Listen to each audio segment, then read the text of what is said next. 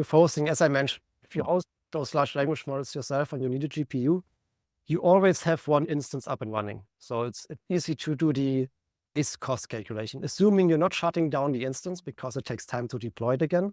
And if you have just dynamic requests coming in, you cannot just simply shut it down and start it again. So assuming you have one instance always up and running, this is your base load.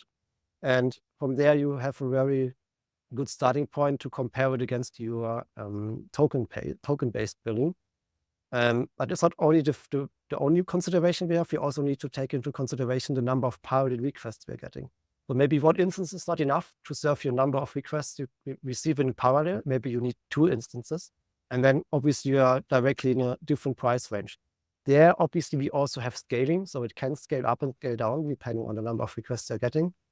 But as I said, not to 0, only to 1 instance.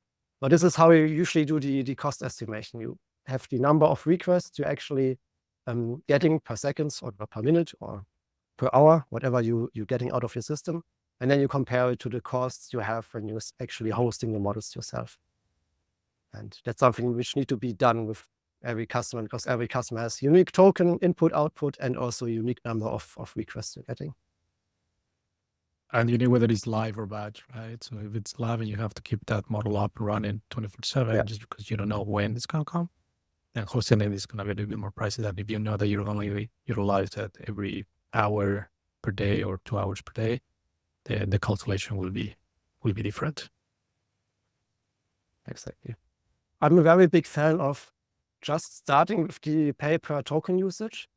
Let it run for a couple of days, for a couple of weeks, or even for a month, and then you already get your usage metrics. You already know what your customers are actually using.